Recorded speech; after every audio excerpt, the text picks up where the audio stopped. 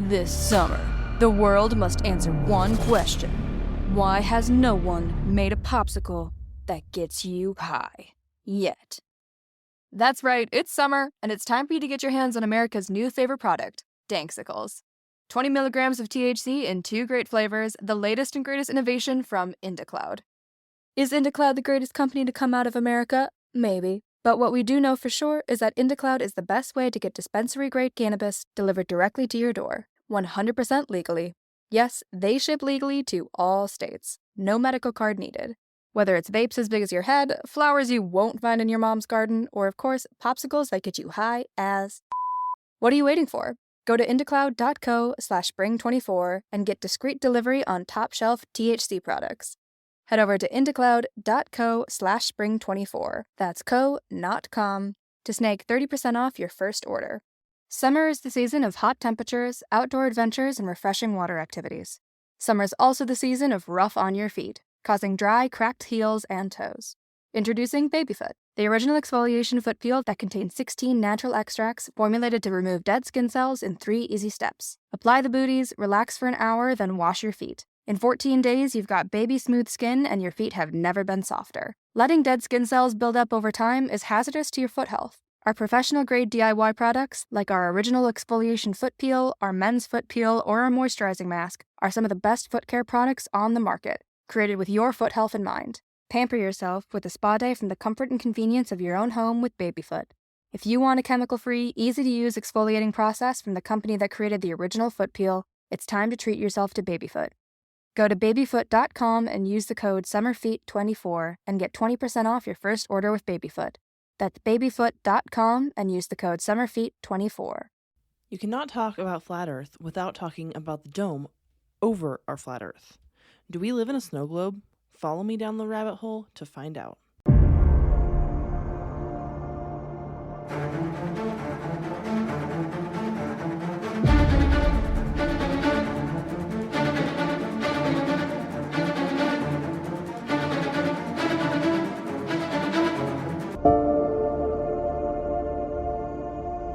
Hello, friends, and welcome back to the rabbit hole. I'm your host, Danny, and today we are talking about the firmament. So, last week, I thanked everyone for the Flat Earth suggestions. Those same thank yous go out this week because most of the people that requested Flat Earth also mentioned the firmament and vice versa. So, they go hand in hand. So, if you were thanked last week, thank you again this week. We really can't talk about Flat Earth without the firmament or the firmament without flat Earth. So that's why here we are talking about this. So if you haven't gone and listened to the Flat Earth episode, you may want to do that in order to understand what I'm talking about today. It won't be like you can go back after you listen to today's episode, but I do reference some of the things I talked about last week as well. So I don't know. The order I would suggest is the Flat Earth episode and then the firmament episode. You do you though. So, what is the firmament? I'm glad you asked. Thanks. The firmament is a cosmic barrier that separated the heavenly waters above from the earth below, according to ancient Eastern cosmology. According to biblical cosmology, the firmament is a vast solid dome created by God during the Genesis creation to divide the primal sea into upper and lower portions so that the dry land could appear, which is what we live on, is the dry land. Hebrew cosmology pictured a flat earth over which was a dome-shaped firmament supported above the earth by mountains surrounded by waters. So basically, it's just this giant dome that covers the earth and protects us. And inside the firmament is the sun, the moon, the stars, the earth.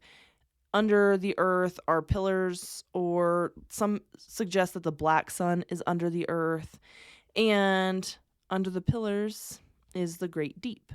And of course, the Simpsons, who somehow predict everything, also, like, they've shown the firmament in a couple of their episodes. In one of their episodes, someone hits a baseball, and the baseball hits the firmament, and the firmament cracks, and water starts falling down from the sky to suggest what is suggested in the Bible with the upper, like the primal sea, and then the lower water, the sea is above the firmament. So if we cracked it, water would come down.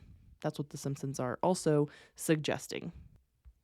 So, according to my research, the firmament was first discovered with Operation Deep Freeze in 1955. So, I talked about a couple operations last week in my Flat Earth episode. I talked about Operation Deep Freeze. This happened in 1955, and they were basically looking for places to build U.S. research bases in Antarctica. They also wanted to conduct 9 successful long-range exploratory flights, construct the main base at Little America, assemble materials for Byrd Station, and we talked about this again last week. So Rear Admiral Richard Byrd was like in charge of the Antarctica expeditions and everything that's going on down there. I talked about him in my Antarctica episode. So Byrd Station is kind of like built for him or in his name. And they also wanted to construct the U.S. Naval Air Operating Facility at McMurdo Sound. So this operation marked the beginning of long-term American presence in Antarctica. If all of this sounds familiar, I literally took my notes from last week, put it in my notes for this week. That way, if you haven't listened to last week's episode, there you go. Same information. So this discovery was so important, and they knew they had to protect the firmament. So that's when they introduced the Antarctic Treaty. I don't know if protect is the right word. I think that it more like they wanted to stop people from discovering the firmament. Similarly, they wanted to stop people from discovering Antarctica being an ice wall instead of being a continent. The Antarctica Treaty was signed on December 1st, 1959 by 12 countries. The treaty basically says that Antarctica will be used for peaceful purposes only. They will only conduct scientific research there, and any information they find will be shared with all members of the treaty. Today, there are 56 parties to the treaty. So if we go down to Antarctica, we find something really big. And I went over a lot of things that have been discovered in my Antarctica episodes. But we discover something huge. We have to share that information with the other 56 parties. Does that actually happen? Probably not. I don't know. But I know that countries love to keep secrets. But it is interesting that they have decided that this is what the treaty will say. So it makes you wonder, what kind of research are they doing that everyone needs to be in on, right? Because like we do all kinds of research here in America that is important, but we don't like give it to everybody. So something's happening down there that everyone needs to be aware of, but they don't want anybody to be aware of. But with the discovery of the firmament came some major concerns, like how do we get out of this fishbowl? So, in 1962, Operation Fishbowl took place. The U.S. had tested some high-altitude nuclear missiles in 1958. So they had been testing these missiles for several years. So, and I know Russia was also bombing the sky, and they had been doing so since around the same time. I think people started panicking. They're like, oh, dear Lord, if we are in a fishbowl, what do we do about that? So they started bombing it. Because that's what we do, I guess, as humans. In 1962, the first, this is when the operation became, official as an operation. The missiles were launched from Johnston Island in the Pacific Ocean. This island had already been established as a launch site for the U.S. high-altitude nuclear tests. In 1958, when they had first talked about doing high-altitude tests, Lewis Strauss, who was the chairman of the United States Atomic Energy Commission, opposed the idea of bombing the sky. He was super against it. He feared what the outcome could be and that the nuclear flash could blind nearby civilians. So they were decently close to Hawaii. So they were worried that Lewis Strauss was worried that if they start launching nuclear missiles at night, the flash from that could blind people or cause irreparable damage to nearby civilians. So the basically the fix for this was they were going to launch on the far side of the island. So all their launches took place on like the southwest corner of the island because that was the furthest point from the Hawaiian Islands.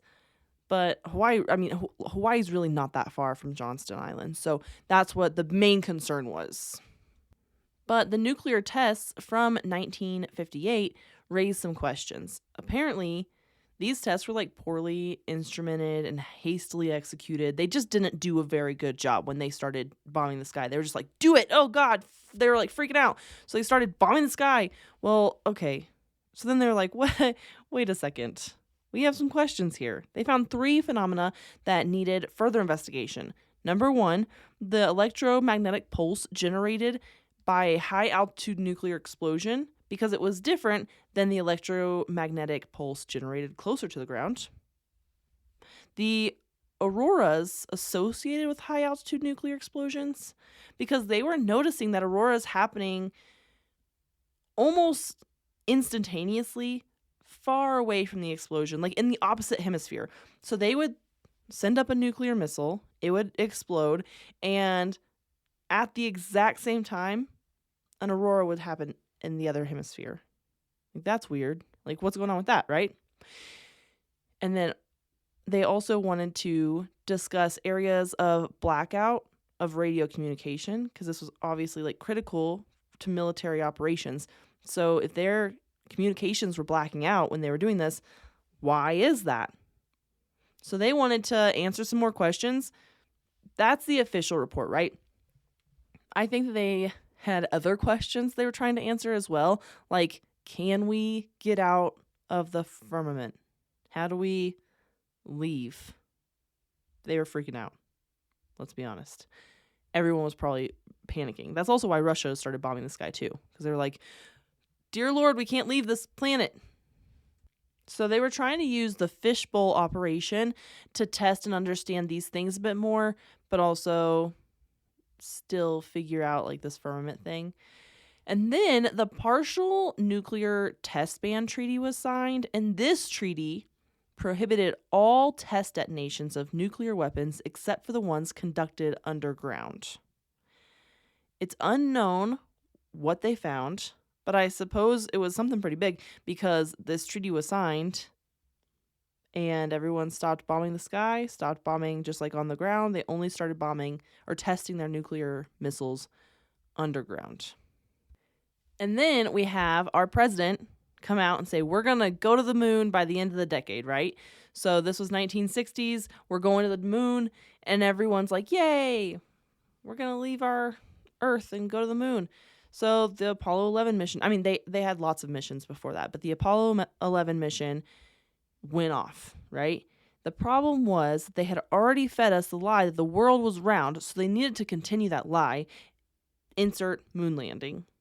So on July 16th, 1969, Apollo 11 launched from Cape Kennedy. On board was Commander Neil Armstrong, Commander Module Pilot Michael Collins, and Lunar Module Pilot Edwin Buzz Aldrin. So allegedly, and I say allegedly because I did a whole episode on the moon landing. So if you want to go listen to that, that's one of my very first episodes.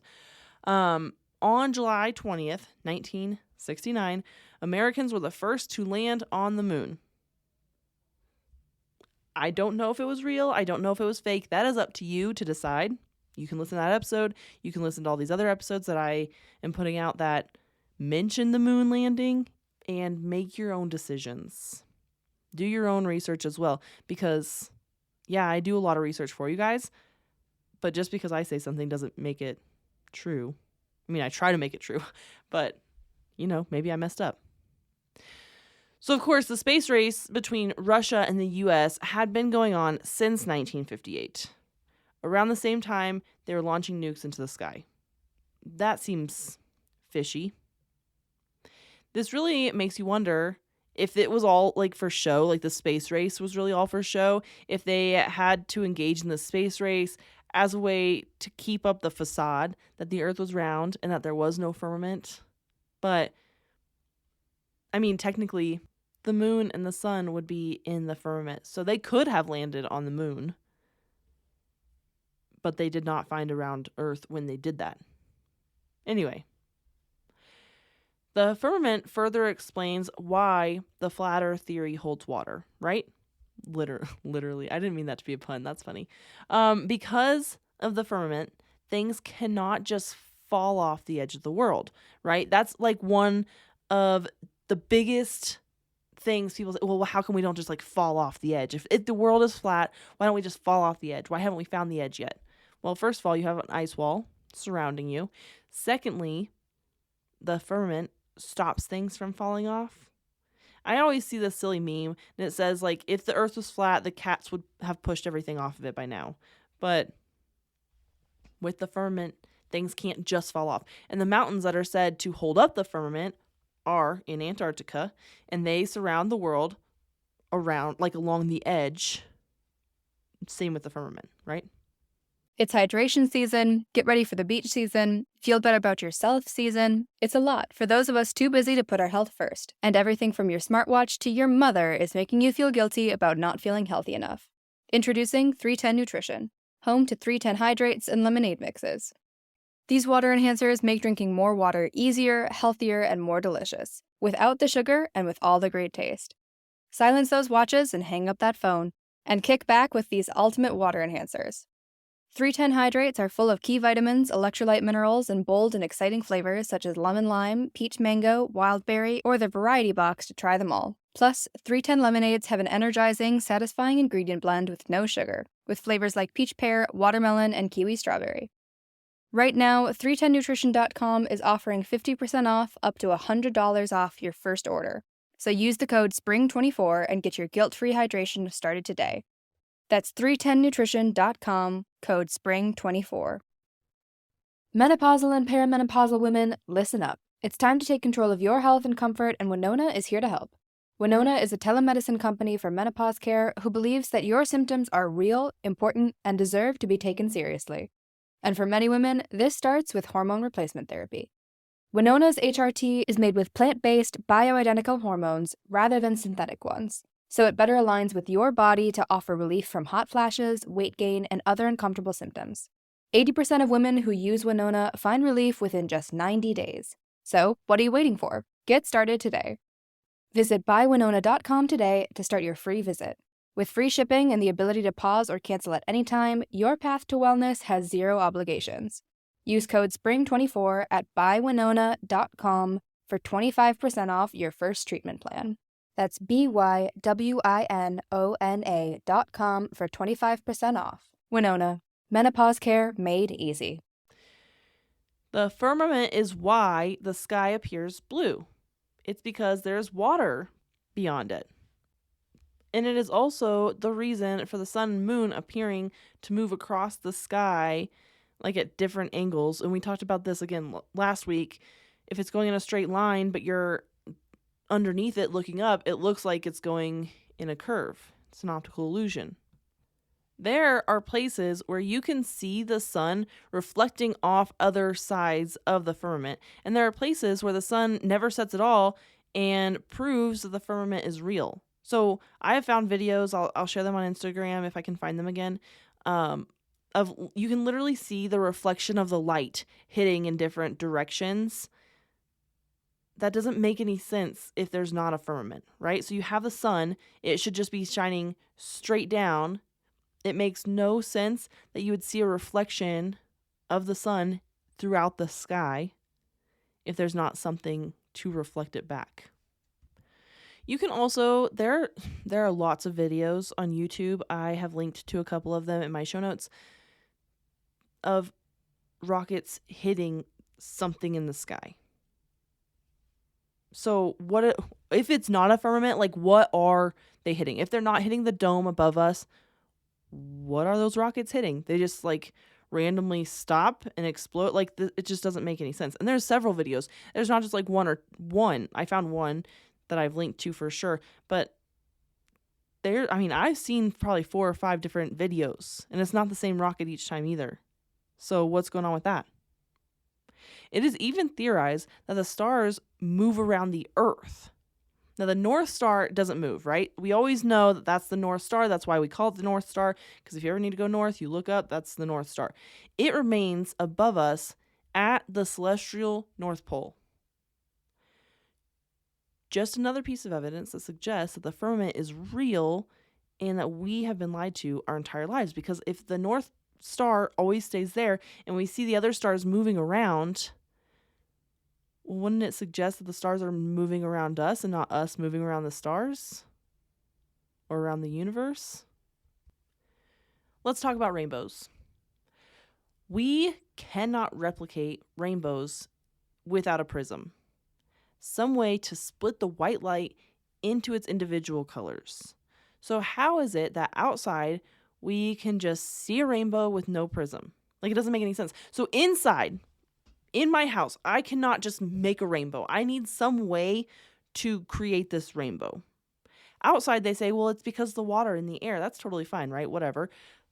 But without a prism to break up the white light into its individual colors, you cannot get rainbows. And we see rainbows all the time.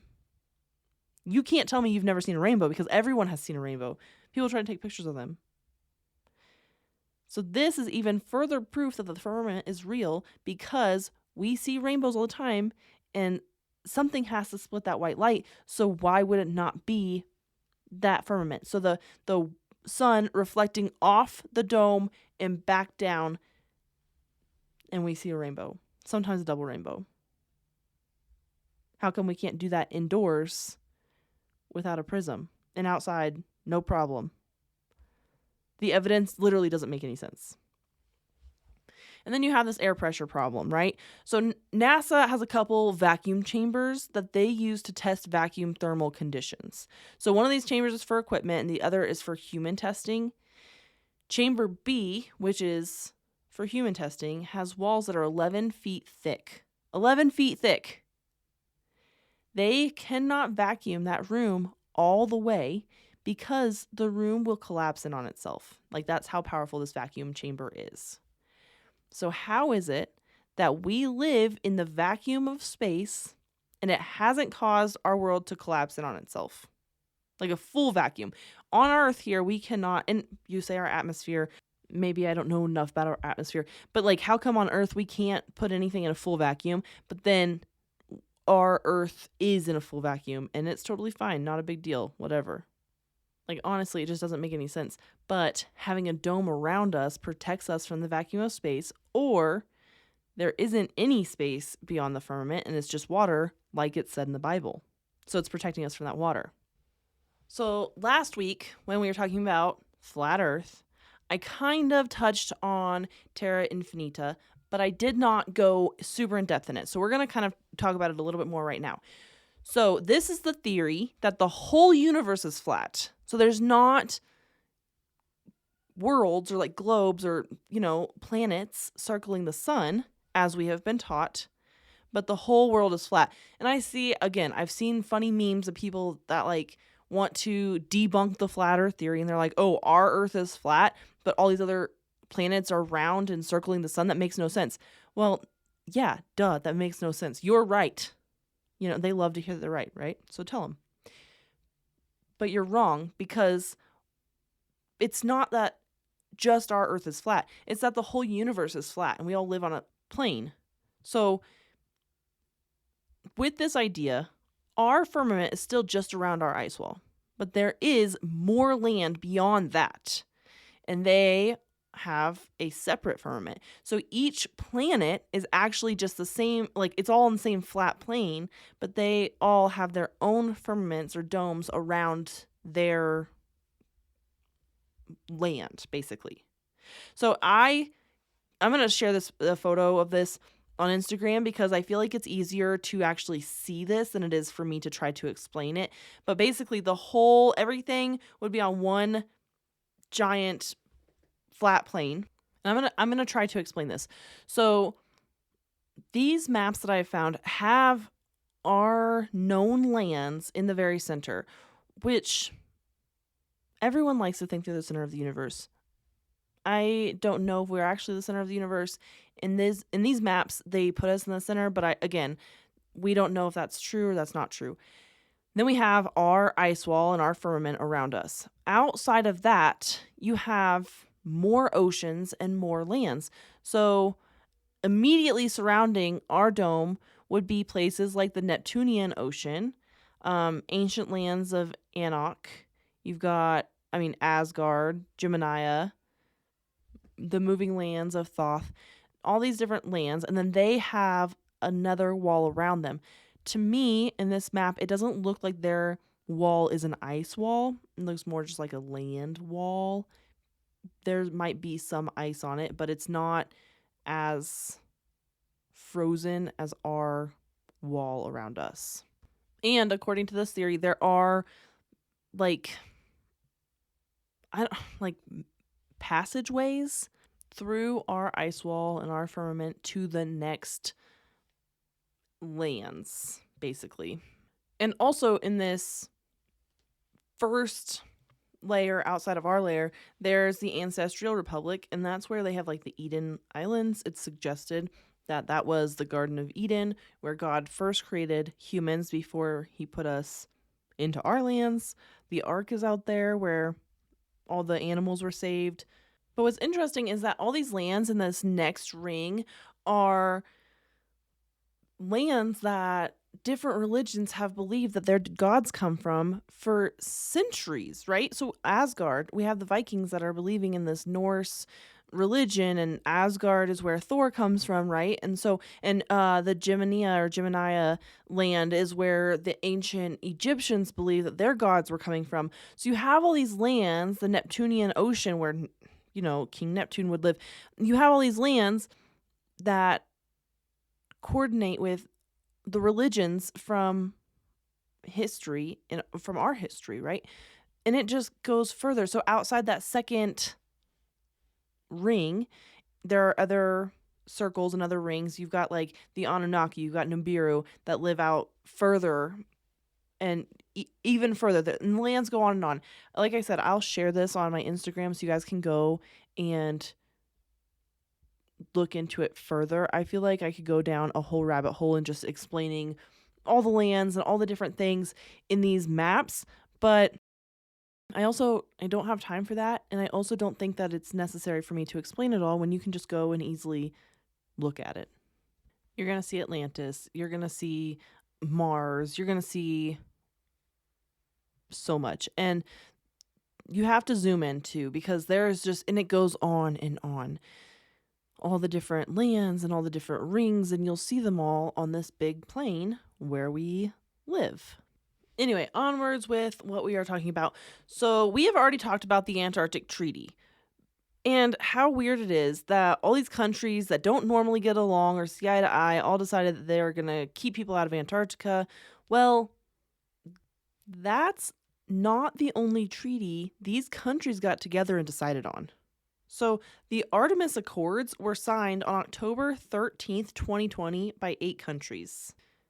These accords are a series of non-binding bilateral arrangements that discuss the norms expected to be followed in outer space. As of just last month, 39 countries have signed these accords. So you're hearing me correctly. They all got together to keep us out of Antarctica, and now they have decided together how they're going to deal with people going to space. Because we have all these private companies now that are trying to go to outer space, how do they prevent them from going without telling all of our secrets? When they signed the Antarctic Treaty to keep people out, it was because money and technology of the time were going to allow more people to start exploring the area. So the same thing is happening now. With more people trying to go to outer space, they have to keep private citizens out. That's where these accords came in. But the firmament also further proves the reasons I explained last week as to why they're lying to us. The firmament is explained in the Bible, and we are taught that heaven is above us and hell is below us, right? So when you believe in a religion, typically, heaven is above and hell is below, blah, blah, blah, right? If the earth is round, and there is no firmament, then that gives us more of a separation from God, because if heaven is above us, but like where above us, because like outer space is above us, like science basically proves that heaven can't be above us and below us is just this molten lava core, so hell can't be below us. I'm not a very religious person, but the Bible has explained a lot of things that there is proof of. I know I bring this up a lot, but the Great Flood, there is proof that a Great Flood has actually happened here on Earth. And this is not just a story, right? Because we can look at like the Sphinx, for example, and we can see that there's water markings on the Sphinx of a Great Flood. And that's not the only example. There's plenty of examples, but I've brought this up in so many episodes. You guys are probably tired of hearing this. But another thing that the Bible has taught us is about currents in the ocean. So I was having a conversation with my father-in-law one time, and he was trying to explain to me why he believes what he believes religiously. And I was like, that's totally fine. Like, let's have a conversation about it, right? I'm one to always have a conversation about everything. So Matthew Fontaine Murray was an American oceanographer and naval officer. He was nicknamed Pathfinder of the Seas and is considered to be the founder of modern oceanography. My father-in-law was explaining all this to me because he heard it in another podcast. We were talking about podcasts. Here we go, right? So the story goes that Murray broke his right leg in a stagecoach accident. This was like in the 1800s.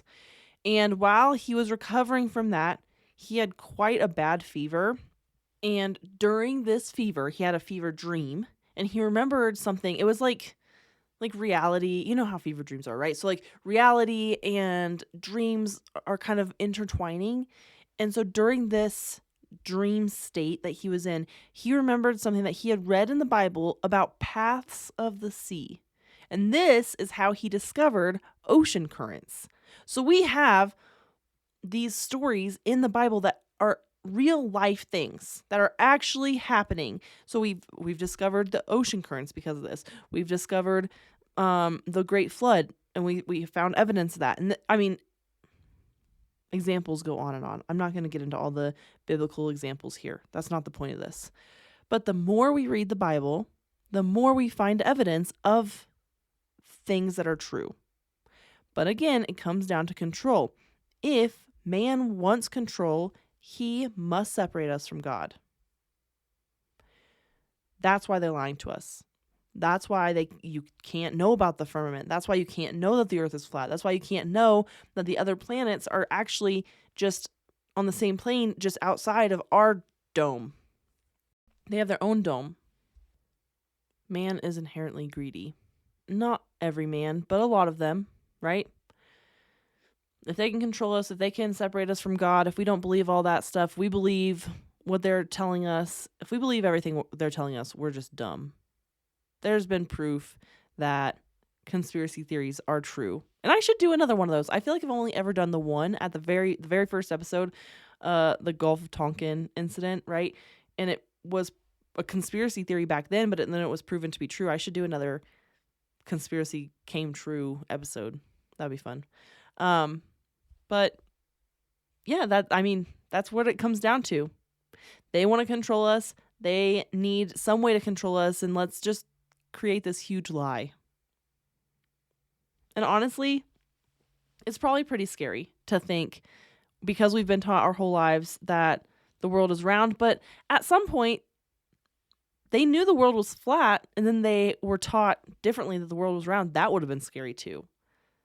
So I don't know, guys. What do you think?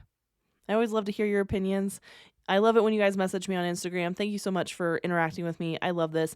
I've created a Discord, so if you haven't joined that, I will put it in the link tree in my Instagram. I'll also link it in the show notes, so if you want to go there and talk about Flat Earth and talk about all the crazy conspiracy theories I talk about, that's a great place to find community.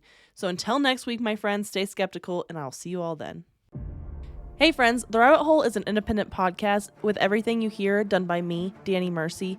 I appreciate all of your support. Please rate and review wherever you're listening. If you want to follow us on Instagram, it's at rabbit.holepodcast. And thank you, Zakar Balaha, for our awesome intro.